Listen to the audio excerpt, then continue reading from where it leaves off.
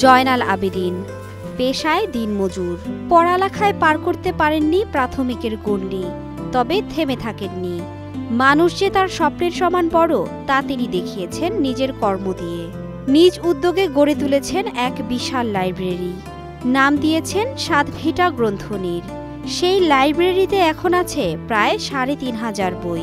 কুড়িগ্রামের এক প্রত্যন্ত জনপদে আলো ছড়াচ্ছে দিনমজুর জয়নাল আবেদিনের লাইব্রেরি। একসময় গাজীপুরে গিয়ে ইটের ভাটায় কাজ করতেন। কাজের ফাঁকে সবাই যখন টিভি দেখা বা আড্ডা নিয়ে ব্যস্ত থাকতেন, তখন শখের বশে বই পড়তেন জয়নাল। সেই থেকে শুরু। আমরা যখন গাজীপুরে কাজ করতাম, তো আমাদের দুপুরের পর একটা লম্বা সময় আমাদের কাছে থাকতো, যে সময়টা আসলে আমরা অনেক সময় টিভি দেখা, বাজারে আড্ডা দেওয়া, ঘুরে বেড়া। তো আমার কেন যেন তখন মনে হয়েছিল যে না, আসলে এটির বাইরে আরও একটি জগৎ যদি থাকে, সেটি হচ্ছে বই। জয়নাল একসময় গ্রামে ফেরেন। জ্ঞানের আলো সবার মাঝে ছড়িয়ে দিতে পরিকল্পনা করেন পাঠাগারের। এভাবেই তার হাত ধরে ২০১৮ সালে যাত্রা শুরু করে সাতভিটা গ্রন্থনীর। শুরুতে বাধা ছিল অনেক, একেবারেই অপ্রয়োজনীয় কাজ মনে করতেন অন্যরা। তবে জয়নালের ভাবনা ছিল ভিন্ন। যখন আমরা পাঠাগার করেছি, তখন হয়তো মানুষ ভাবছে যে আসলে এটা কি পাঠাগার, কি পাঠাগার কোনো জিনিস হয় নাকি? পাঠাগার দিয়ে তো কিছু হবার কথা না। তো এই যে চিন্তাগুলো অনেক সময় তিরস্কারের কারণ হয়ে দাঁড়ায়, যে আসলে অযথা একটা কাজ করবে, যে খায়া কাজ নেই, টাকা দিয়ে জমি কিনি, সেখানে আবার ঘর করা, এই যে বিবিধ সমালোচনাগুলো, এগুলো হয়তো আমার কানে এসেছে। তো আমার মনে হয়েছে যে না, আসলে এটি কোনো ব্যাপারই না, কারণ ভিতরটা তো আমি জানি যে আসলে কি।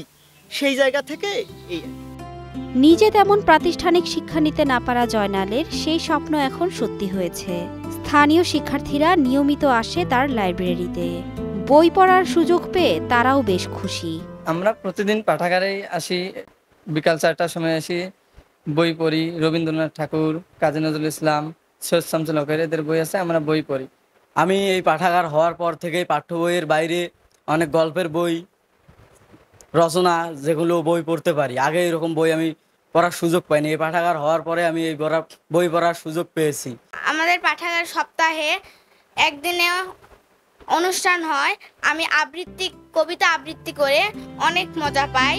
প্রাথমিক ধাপ পেরিয়ে জয়নাল আবেদিন এখন স্বপ্ন দেখছেন একটি বড় ভবনে এই পাঠাগারকে স্থায়ী রূপ দেওয়ার। ২ শতক জমির উপরে ছোট্ট একটি লাইব্রেরি রয়েছে আমাদের, একটি আধা পাকা ঘর। এটি আমরা চাই যে আসলে আরও বড় হোক।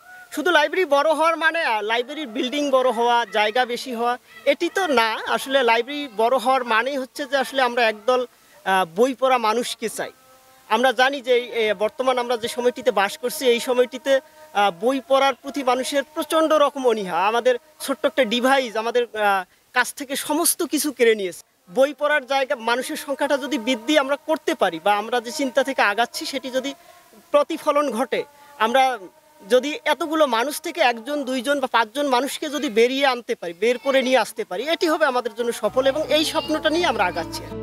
সম্প্রতি 100 লাইব্রেরিজ নামে আন্তর্জাতিক একটি ম্যাগাজিনে উঠে এসেছে জয়নালের এই লাইব্রেরির কথা। তিনি স্বপ্ন দেখেন একদিন এই লাইব্রেরি আরও বড় হবে, বাড়বে পাঠক, মানুষ উপলব্ধি করবে পাঠাগারের গুরুত্ব। Mithila Anjum, star news.